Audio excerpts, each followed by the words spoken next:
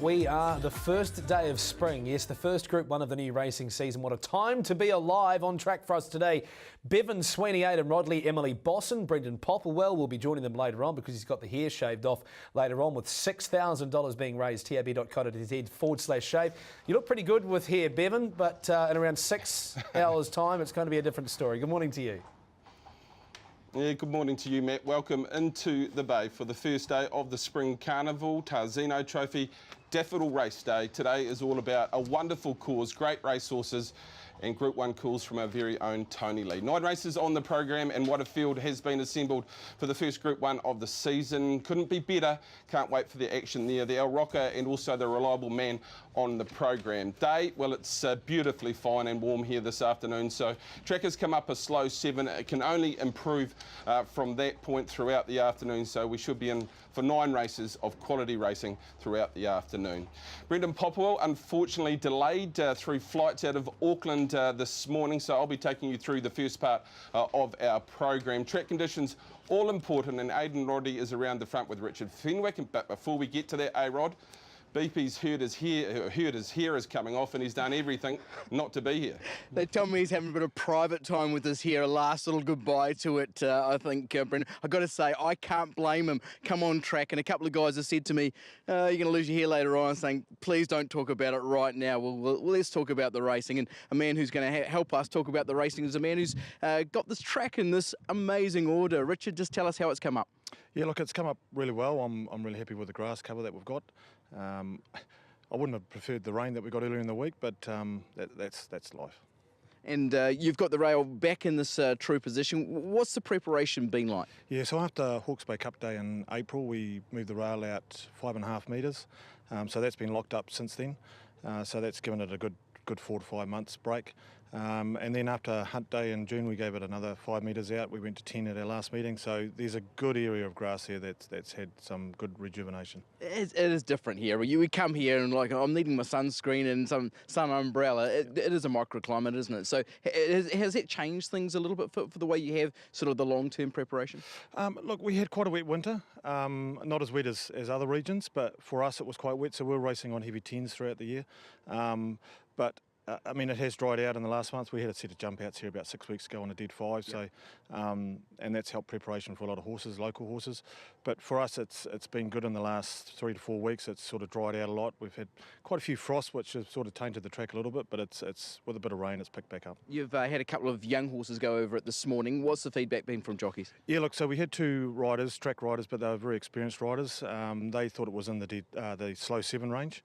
The penetrometer reading this morning, look, it came up just sort of bordering 7 and 8, so we looked at the marks. They came home in 35.3 for 600, so we called it a 7. Any chance of an upgrade today? Look, if we'd had wind, quite a decent breeze today, I would have said that.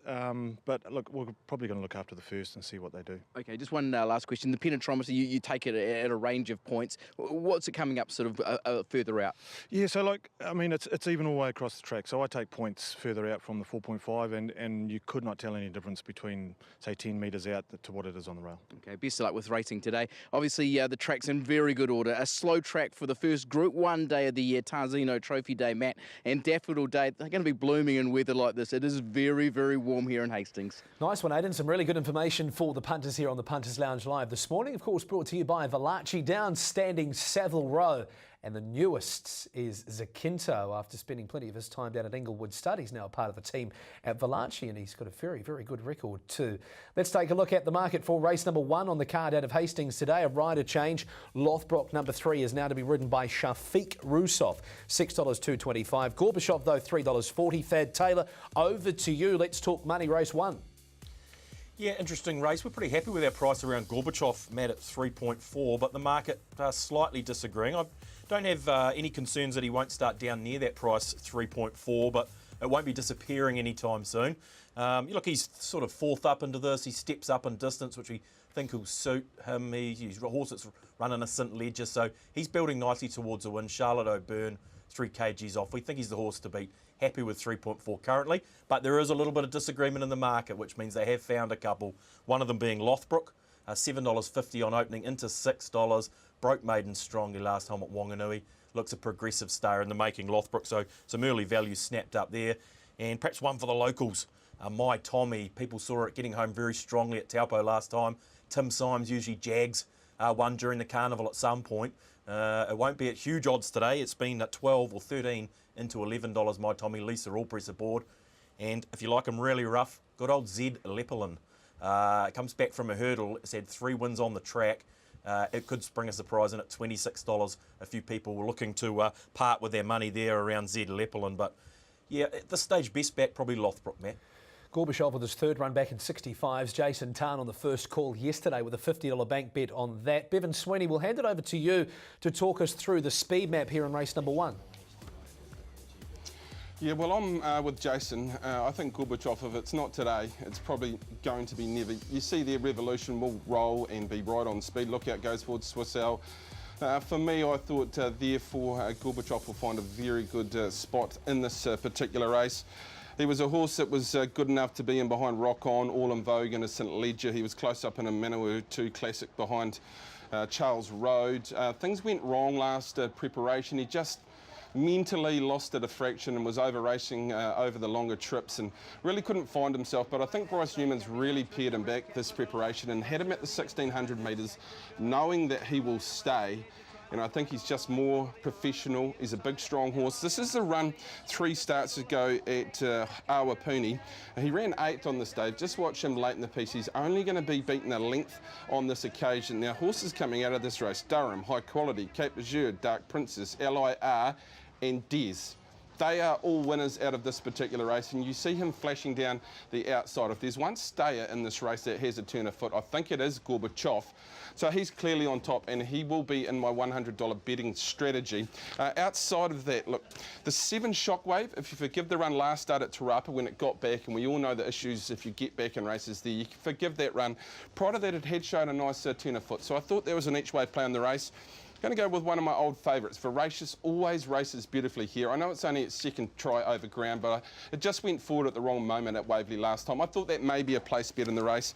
And the Cossack's been good enough through its career to run a drum as well. It was also on that Manawa 2 Classic behind Charles Road and always runs a good race here at the Bay. Maybe the emerging star is Lothbrook, but my numbers were 1, 7, 10 and 8. $3.40 for Gorbachev up the top of the book there in race number 1, and the start time is 20 minutes after 12. With betting code 4, let's go to the second on the card. One of the better races of the day, well, in the early part anyway, in terms of 2 horses going to war. Mihal $3, Tiakau Shark $3, and Living on the Prayer's not without a chance either at $4.80. Thad, I'm sure there's plenty of punters sitting at home with their ears twitching as to what you've got to say about race number 2 at Hastings. Yeah, we've lost Gift of Power out of the race. It's probably the first thing to mention, Matt, which is a shame after that trial win at Taupo. 20% deductions if you had a bet before this morning in this race with the loss of Gift of Power. Look, if you'd asked me yesterday afternoon, I would have said Mihal would have been a clear favourite in the race, but boy, the Tiakau Shark fans have rallied in the last 24 hours. They're joint favourites currently. I would have sworn all money that Mihal would start favourite, but at this stage, Tiakau Shark clearly challenging for favouritism. Toss of a coin between those two at this stage, but the money this morning has all been with Tiakau Shark. We did have a good little nibble early on Living on a Prayer from some pretty astute customers of ours. So you'd suggest Living on a Prayer would be a chance. We know it was very good last preparation. It will put itself in the race as well. And really, I can't touch on much else. It does look a battle between the 3, and that's what customers are suggesting. $3 a piece about Tiakau Shark and Mihal. Let's look at the speed map, because this could be significant, Bevan Sweeney, with a horse like Tiakau Shark potentially settling a couple of lengths further back off Mihal. Yeah, this speed map changed markedly this morning when Gift of Power came out. She was the speed in the race. So what happens from there? I actually think Living on a Prayer may push forward and sit outside Stradivarius. So I can understand the money on Living on a Prayer, because you'll have Mihal close to speed. Tiakau Shark's probably back in this particular race with not a lot of speed in front of it. So that'll be some sort of concern. But the way Te Akau Shark picked up at the trials under Ope Bosson, who would have been carrying a fair bit of pudding on that occasion, I was very, very impressed. And if you go right back to that first win of Te Akau Shark, it really stamped this horse as a top quality animal. Two to look at here. They are the two standouts. Mihal, what a preparation last time for Mora. Of course, out of the Alan Sharrock team, post-injury, up to the beach to be trained, and has just gone from strength to strength, this horse. He's dominant late. He loves to be there, and he loves to express himself in his races late. He was very, very good on this occasion at Te Rapa, this back on the 5th of May, over the 1,200 metres. You can see him there. Saw him yesterday. Big, strong horse by Ifraj for Mrs. Stanley. So best of luck for your winning streak here this afternoon. But just look at him. He wants to be a competitor. He hasn't stretched past 1,200 metres, but I think certainly he will get a trip. And look at him, he's soft at the line. He's a very good horse, and he will have, I'd imagine, a couple of lengths on Te Akau Shark. So it's going to be one heck of a race. Not that they're the only two in contention here. I really do think, living on a prayer, that money is right on the mark. Here's Te Akau Shark. This horse at the Te Teko trials. This was on the 13th of August, just over the 1,000 metres. John Snow is second in this particular trial. And just watch the way this horse quickens up. He's got the big white blaze there. He's going to come to the centre of the track. And he's going to be very good late in this particular race. Watch him pick up here. Now, Opie would have been carrying a bit of weight this day. That's John Snow towards the inside. Now, he's going to be in single figures for the feature on the program. And I know they very much rate this horse very highly, and he is very good to the line. He's got a pretty serious sort of galloper on his inside, and he picked up nicely on that wet ground. I'm going to go with the Shark. The money is there over Mihal, but either to win, and we've got a serious horse going forward. Indecision, I think, posies up beautifully, and of course is a black type winner here at Hawke's Bay. And then outside of those three, look, I threw in Flamingo right down the bottom of the book, but I am now very, very concerned about the speed in this race for a horse like Flamingo. She's proven herself to be very, very good. But yeah, it's probably a race around the 2 and the 3. Living on a prayer, I think, comes into it with the scratching of Gift of Power. Yeah, thank you, Bevan. Over to race number 3 we go now, and Langkawi lines up as a short-priced favourite in this race. Thad, $2.40 the price around Langkawi for Cameron Lammis. Has there been any significant changes to the way that this market was shaped for the third? Yeah, look, we opened Langkawi 280, Matt, and Harbourside 380. One's shortened and one has length, and Harbourside now up to 4.4. Langkawi into 2.4 now. Tony Pike has a couple of extremely well-backed runners on the day. Fair to say Harbourside is not one of those, so we'll obviously touch on those a little bit later on. So the money is with Langkawi at 2.4 at this stage. It's been extremely well backed. Enough on Fearless to say it'll run a bit of a race today at $6. And even the stablemate of Langkawi, we wouldn't rule out with the money we're seeing for Methuselah right up the top of the book. So a tricky race, probably summed up by the fact at the moment, Matt, we're probably losing on half a dozen outsiders in the field. Cristiano, a first starter at 40 to 1 is a losing result.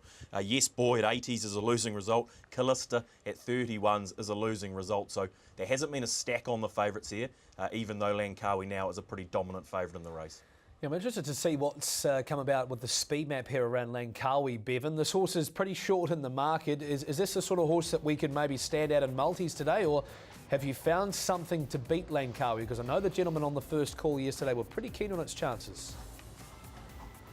Well, Langkawi maps beautifully in this particular race. You can see from there Methuselah pushes forward, Lartuk possibly going forward. Therefore, Langkawi should get a very nice spot from the draw of 3 and be able to posse up on speed. And if it is playing strongly that way, then Langkawi certainly has the form on the board to be a major player in this particular race. Gee, but I thought any one of the ones that Thad mentioned might be able to pick up this particular race. I didn't know really where to look.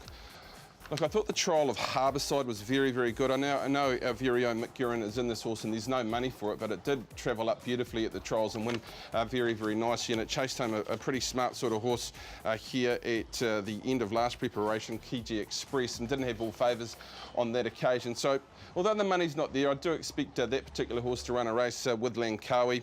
Others in this particular race, I thought Celtic Rockstar.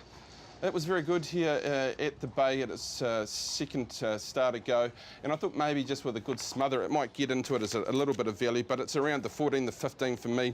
Outside of that, the 9, and add a little bit of value, I'd throw you in the 7 Callista at odds. Thank you, Bevan. Yes, Mexican Tycoon coming out of the third on the card there. Preakness, Belmont Stakes in Cuba with wheels over 1,200 metres. Wouldn't that be an absolute cracker of a trip? Race number 4, we go to the Paul Bays Livestock Mile, rating 72 this is. Field of 14 and they all start Aim Smart, $3 and $1.35, $9.50 for Centre Attention and Durham. What's the money been like for Aim Smart off the back of his first up win, Thad? Probably not as strong as you might have thought, Matt, or certainly we might have thought. It's certainly steadied around the $3.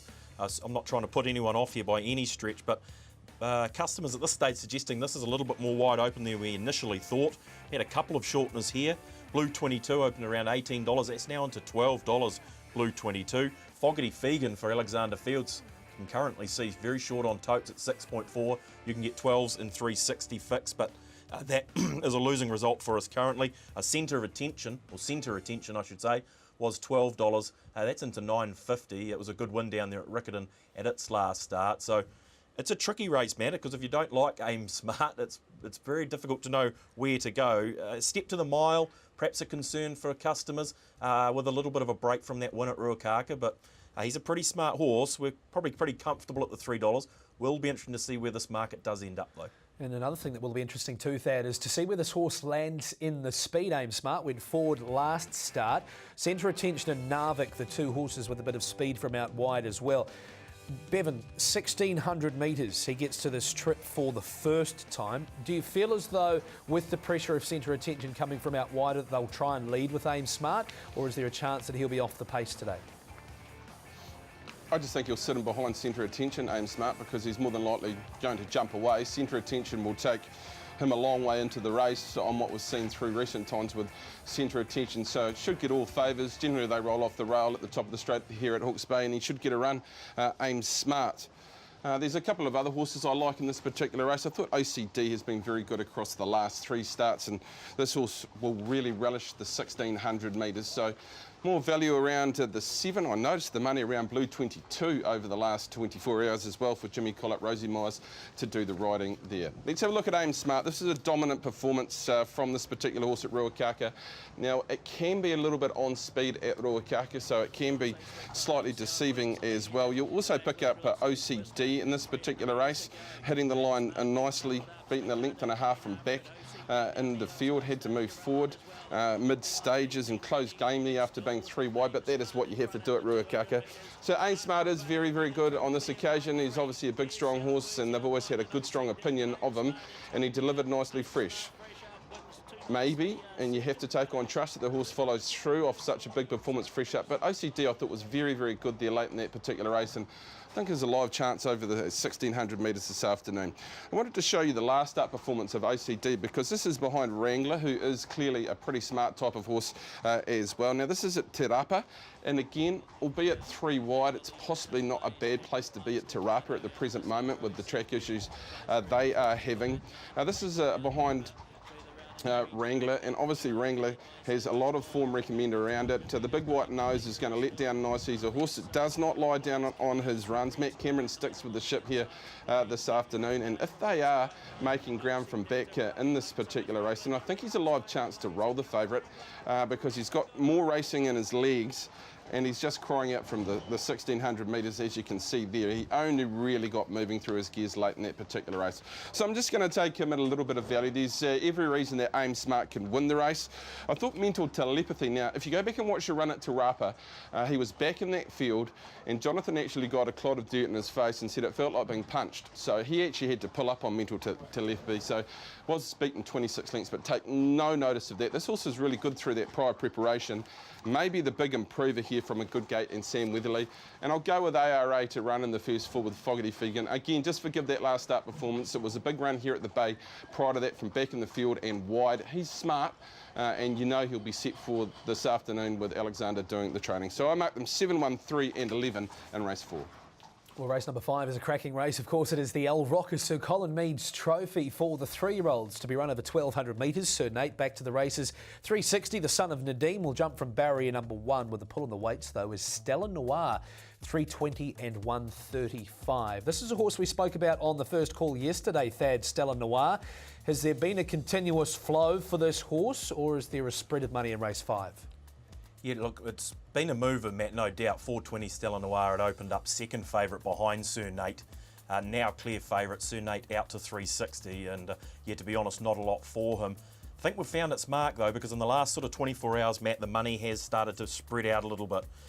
Quiji Express there at 420 for the Baker Forsman team is taking some money. One for the locals here, King Louis, raced in a size produce at its last start.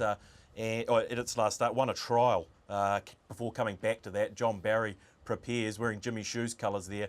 King Louis, he's obviously ready to run a race today. He's been 15 into 13, so there's no doubt she's a talented filly on the rise, because she's got to try and weigh up that race day form versus that trial form, and been there, done that to Sir Nate. But the horse on the rise might be Stella Noir. She's into 320. I think that might be bottom of the market, Matt. Okay, 320 around her. Let's see what Bevan Sweeney has to say about this race. Bevan, it's a race that is interesting on many fronts. The speed map, one of them. Obviously, we've got horses fresh up to the races. We've got horses with runs under their belt. It's that time of year where we start to line the 3-year-olds up. But at this stage, from what you've seen, who have you found as your top selection? Well, I thought KG Express was so good here at the Bay when winning, and just that little bit unlucky at Wanganui, just got unbalanced in the ground, and therefore London Express came over the top of KG Express. And London Express went to the trials midweek and looked outstanding, and will be a big player when they get to the O'Leary's fillies and mares at Wanganui. So the form stacks up beautifully for mine. The speed map, you'd have KG Express in the first 3. Look, King Louis, he's a speed maker. Last preparation, he just never raced kindly. He was all over the place. He has been gelded. His trial was very, very good, but he does have to produce at race day before you can back him with any confidence. But clearly, he is a smart horse. And then you've got Stella Noir and Sir Nate. Quality horses, so it's going to be one heck of a race. The 3 I wanted to show you are the 3 obvious, and the first and foremost of those is Sir Nate. Now, he tried up very nicely. He jumped away at that trial. I still don't think you can trust him 100% to jump away, so he may get back in the field. But if you go back to this occasion at Trentham when Opie Boston was aboard, he managed to hold a forward inside position. Now, King Louis is out wide. You see him in the Jimmy Shoe colours. And he is a nice horse, but he just tends to beat himself. Sir Nate, once he gets a little bit of clear air, he is dominant. And on this day, he ran 109.7 for 1,200 metres. So he does have the leg speed to win. I know he's improved markedly out of his trial. He's got race day experience on his side, and he's pretty professional. If he's there on the turn, look out, because they won't get past him. He's got a heck of a lot of ability, and I think he's one horse to follow into the Guineas and down to Rickon. I think he stretches over ground very nicely this season. KG Express, have a look at this one at Hastings. Now, this was back in May, to be fair, on a better track condition, being a dead 6, but look, had to work across and hunted early by Matt on this occasion in a nice race, make no doubt about that, and he got there, and then he just gave him a go by. I said, let's go, and off the colt went by Sham Express, and he was dominant at the line.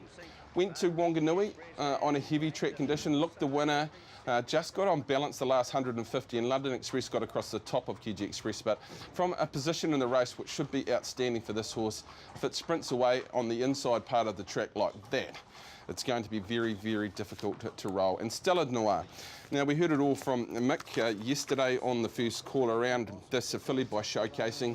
Mick is closely aligned, I think you'd say, with the Tony Bike stable. So the thoughts that this is one of Tony's top 3-year-olds, if not the top one, has to give you massive form recommend, because he's had some wonderful 3-year-olds, as we know. And you won't see a better trial than this from the filly by showcasing. She'd also won at Cambridge on the 8th of May. So clearly she's done a fair bit of work. Her draw, well, it's going to make it interesting. She'll have to show either a great turn of foot or a great ride by Leith, but we've seen him do that before. But there's a fair bit of quality there. They are the 3 top selections in this particular race. I'm going to go with the 3 over the 10, but certainly either of those could take out this race, as could Sir Nate. And I thought Cyber Attack, who has run second in a Futurity, and run the fastest last 600 metres in its most recent start, that being at Tarapa, probably has some nice form recommend as well. But going to find a very nice, if not 2 or 3 very nice 3-year-olds coming out of this year's El Rocker. It'll be part of the Pick 6 as well. $50,000 guaranteed there, courtesy of Fast Track Insurance. The first leg of the late quaddie comes up as race number 6, the Reliable Man Trophy, over 1,600 metres. There's a few of these lining up in a fresh state here. We get down to $6 Big Mike and $6 Glory Days, both under a very light weight. Are the punters wanting to go with the 49 kilos of Big Mike Thad, or are they looking for the experience of the fresh upstayers?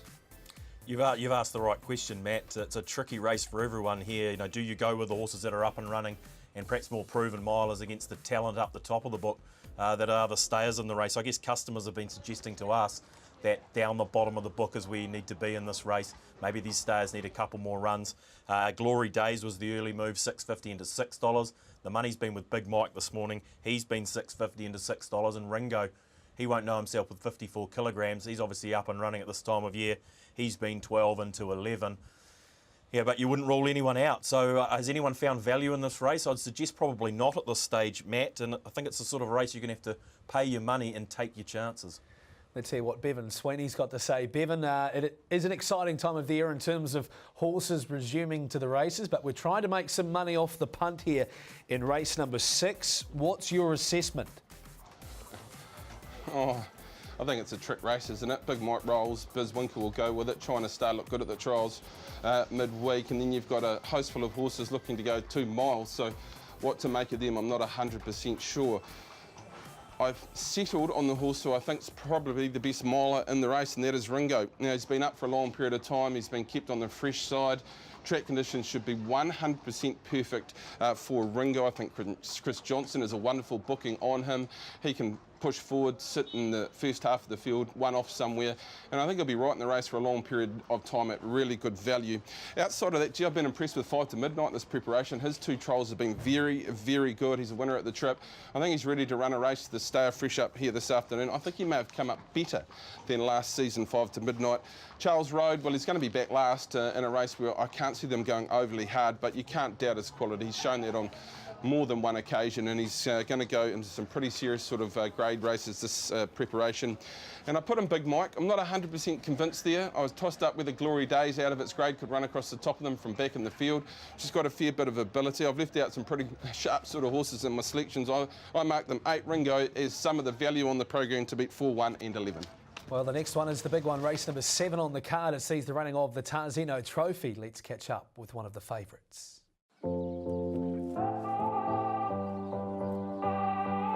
He is very, very special. Yeah, he's one of the family. In fact, if he wasn't so big and clumsy, he'd probably be sleeping in bed and the wife would be at the stables. So.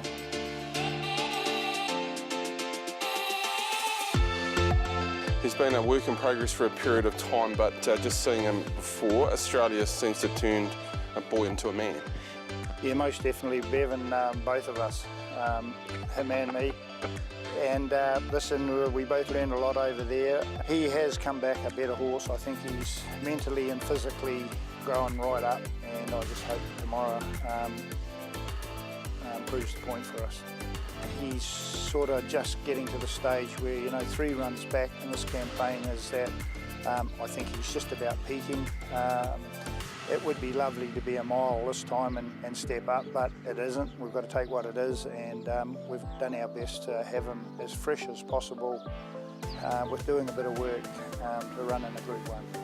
We've had him on the treadmill, we've taken him to Matamata for a jump out, we've taken him to the beach, we've done everything that hands can do to make him as fit and well and fresh as we can. So, as I say, lap the gods tomorrow. Okay, I'm excited because my young man Parks is on board. What about P. Lock getting his first Group 1? It would be amazing. It would be the highlight of my career. Even if I never won another one, it'd be something that goes on the mantelpiece and they can never ever take it away. And hey, listen, if it happens, it happens. If it doesn't, well, we'll keep trying until it does.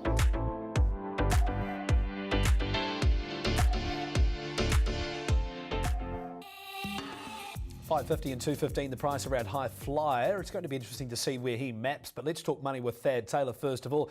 You must get nervous when you see Peter Lock run into the races, Thad, because his strike rate is impeccable. He's got an army too. He's got a following, Matt, and they're certainly. I think it's being echoed, his confidence in what I'm seeing here on my screen.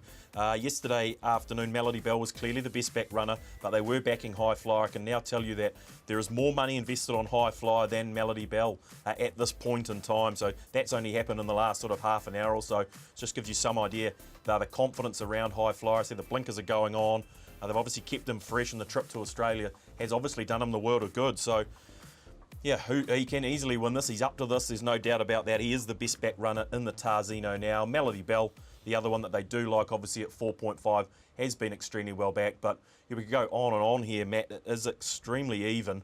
Probably the most even Tarzino I can remember. Usually we have one standout, potentially coming out of a Foxbridge or something, but that is not the case here. Scott Base at 7.5 has eased a point. These horses that have eased, though, Matt, it's showing you the strength of the race, I think. Most of these, Ocean Emperor at around 9.5 is steady in the market. John Snow's been the drifter. Maybe opened up a little bit short by us at 6.5. Got an awkward barrier draw there in 11. He's obviously going to be pushing forward. Some people got 31s about him in the futures markets around John Snow. So he got in pretty tight towards the end after that second at the Taupo trials. But he has just been a little bit easy. And of the two Baker Forsman runners, it's Frank Aletta down the bottom of the book off the ballot at 7.5, who has shortened up as well from around 9 into 7.5. So the money's very, very well spread, as you'd imagine, in a race like this, Matt. But as I say, now the best back runner in the Tarzino this year is High Flyer. Just Thad, before we get to Bevan, do you have like a ballpark figure price that you can see Melody Bell and the other horse in their High Flyer? Do you see a price that you see them starting at? I think we're pretty close to the mark now. High Flyer probably going to start around $5, I would suggest to you, somewhere around that mark. And I think Melody Bell has found its mark at 4.5. Was 4.8 probably an hour ago or so. It's just trimmed up to 4.5. I'd expect that to go probably just fractionally out, close to the jump, maybe to 4.8. And we're going to see High Flyer trim up half a point into maybe $5. So they'll start very close together in this market, and the money suggests that. Okay, let's have a look at the speed map and see where we've got these horses landing. High Flyer, obviously, with his late turn of foot, maps to get a pretty good run in the race. Frank Aletta, Melody Bell, Authentic Paddy and Sensible Princess going forward. Ocean Emperor with fitness under his belt. How did he look yesterday, Bevan? High Flyer, you got the opportunity to see him in the flesh, a horse I'm sure you've seen plenty of in the past. What did you think of him going into today's Group 1? He looked amazing yesterday. His coat, wow, he was absolutely shining. Certainly I haven't seen him physically since seeing him at Trentham.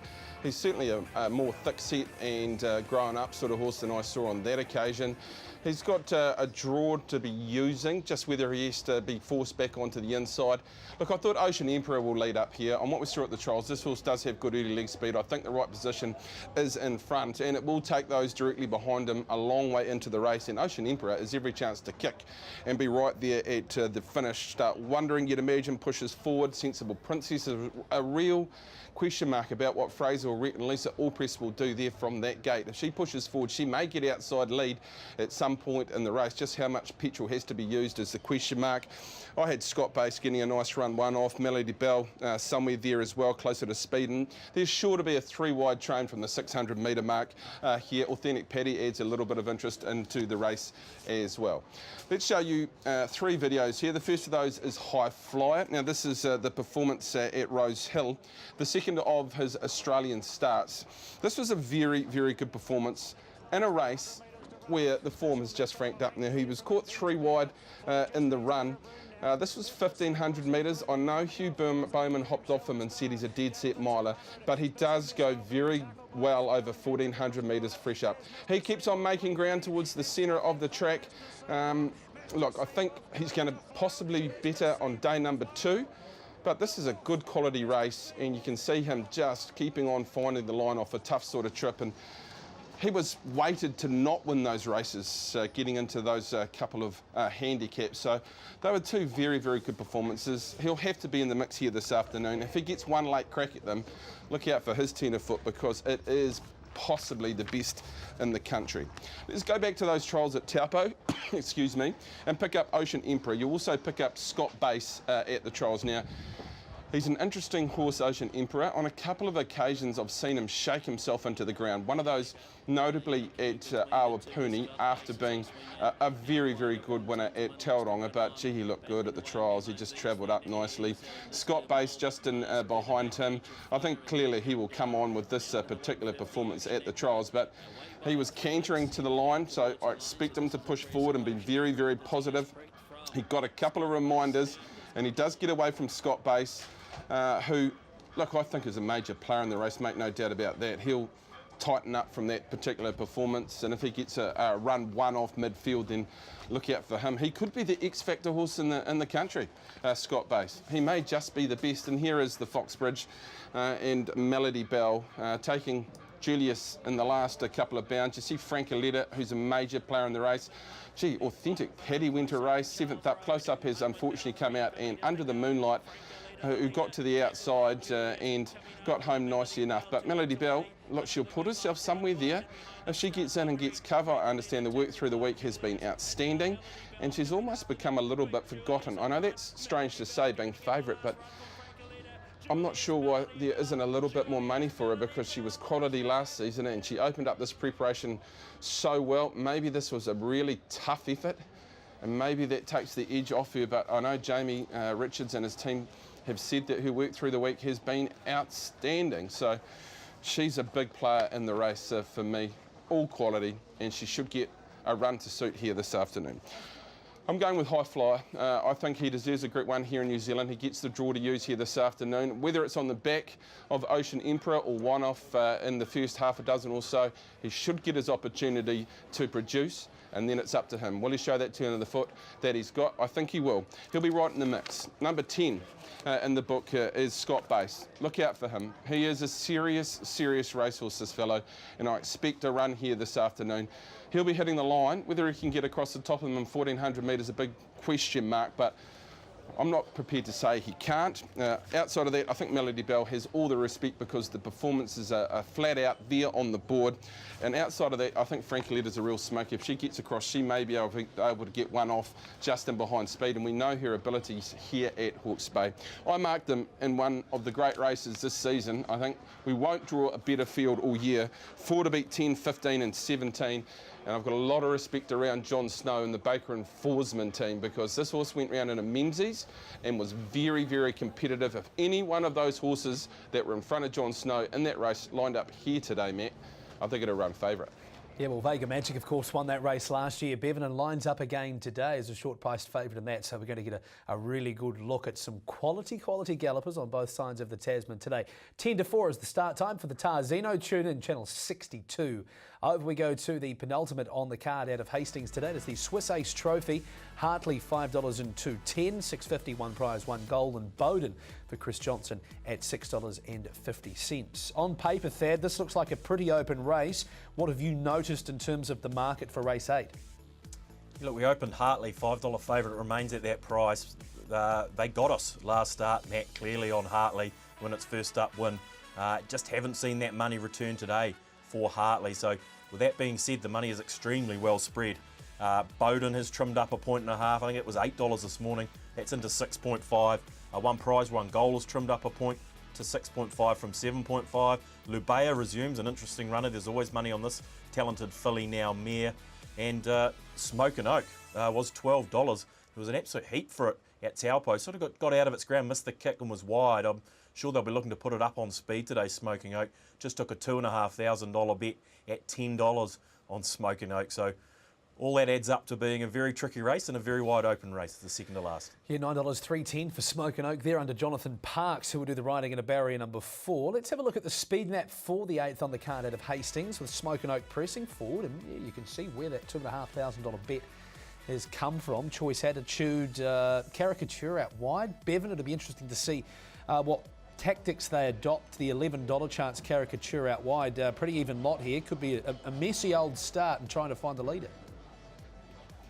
Well, I think Choice Attitude probably leads in this particular race. Smokin' Oak missed it last time, but generally has raced up on speed. And then we've got a hatful of horses who I think are more than likely going to get back. I speak Londaro, talented. I tell you one thing, so good at the Carnival last season, but probably looking for a little bit further than today. Lubay is certainly going back. Bowden, I agree, will be there somewhere midfield and showed us a fair bit last preparation.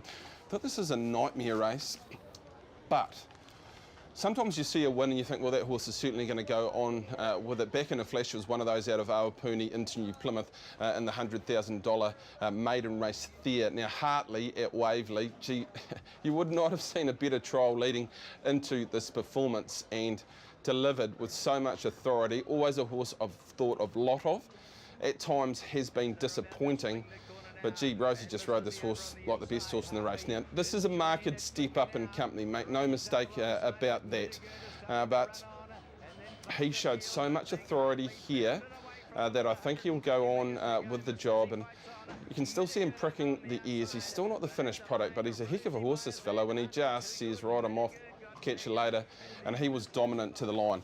There's a horse that I marked up very, very close to him, and he's, again, an old favourite of mine, and that is One Prize, One Goal. Now, we stuck with the ship until the end of last preparation, and he delivered very, very nicely for us by a good margin. He got a split that day and he just went bang. So I'm actually going to go with him on top, but I think you can back both of them. The 8 and the 14 Hartley, he's got quality, so does the 8. This is one heck of a race. Smoking Oak is a lot better than you saw last preparation. He was a very good and competitive 3-year-old, and if he jumps, he puts himself in the right spot. And then look, Bowden's had a lot of money. And the horse showed me a lot last preparation, so that is in the mix as well. But I've probably left out 2 or 3 horses that could be right in the mix as well here, Matt. I think that's a pretty tough sort of leg of our quaddie here, race number 8.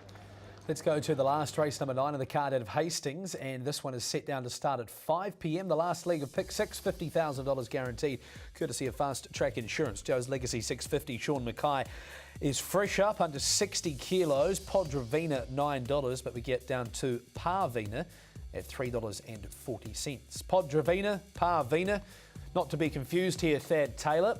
Have the punters stood Parvina out, or is that the price you set for it? No, they're not confused here, Matt, around these two runners. It's all Parvina. $4 into $3.40. As I say, probably the best back runner on the card there at Hastings. Look, it's made a good impression at its 3 runs to date, with a good win on debut, and the trial was excellent. So this is the one they want to be on, Parvina. You've seen most of this middle market drift. Decades has drifted 1.5 points. Simply Impeccable's drifted a point. Podravina's drifted at just over a point, I think $4.80 out to $6. So they really do like one in the last. A little bit of money for My Z at odds. That's been 15 into 13 for Wayne Marshman. And we thought Joe's Legacy a bit of a chance in the race. Ran in a derby behind Vinda Dance at its last preparation. Has placed fresh up in its last campaign. So maybe that's the one that we'll be hanging our hat on the last, because we're going to need one to beat Parvina. Gee, it's a long day, Thad. 5 o'clock. We're still around 6 hours away from that, so all the best to you. Could be a long afternoon there. What about you, Bevan? What do you think about the last race? I'm just wondering if I can borrow Thad's hat for after the last, actually. That might help me out with the hair disappearing.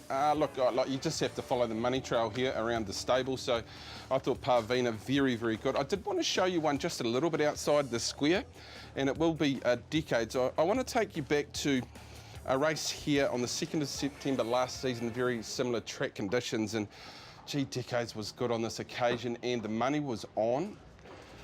The money's that strong further down the book here this afternoon that Decades is drifting in the market, but gee, I thought a lot of this performance post this particular race. Okay, the form tailed off. The fresh out run here on the 30th was a little bit disappointing, and they did punt it late, but look at it push through, and then it really delivered late in this particular race. I know they thought the horse would really go on with the job post this. Not sure exactly what went on, but it does have a fair bit of ability, this horse, and I thought it was maybe a value maker in the last, and I've got another one here just for you to have an each way dollar on and to include in your quadro. I went with the 15 Parvina on top. Decades, I think you throw that in at a little bit of value. The 13, Look out for Glimpse. I really liked the win last time. I've heard a couple of reports that this horse worked up fantastically here at Hawke's Bay for John Barry, so maybe you could put that into your quaddie. And Podravina, another one fresh up that you have to have a lot of respect around. Wondered about leading role. We always knew knowing about his ability. He's fresh up here this afternoon at 1400 metres. That probably doesn't suit, but it wouldn't surprise me if he runs a race. I went 15-2, 13-11 in the last. OK, Bevan, let's take a look at your $100 strategy for the day. I hope you found us a couple to stand out and try and make the punters a little bit of money. OK, Gorbachev, I'm going to put a little bit on him. I think if it's not today, it's never. Tiakio Shark, with Gifted Power coming out, maybe that's a $30 spend that could go somewhere else. High Flyer, I'll put 20 on him, thanks team, and one prize, one goal, $20 to win. I thought Tiakio Shark was the one for the day. My value bet is Ringo, and if you want one to get you out in the last, maybe Glimpse at an each way bet at very big money. Set and ready, Matt, can't wait. Crowd is building nicely for Daffodil Day. It's such a wonderful cause and always so well supported here in Hawke's Bay. The first on the program will get underway here at 10 minutes to 12. Thank you, Bevan. You go and get the team together. Aidan Rodley, Emily Bosson. We've got Brendan Popplewell, who will be joining us a little into the afternoon.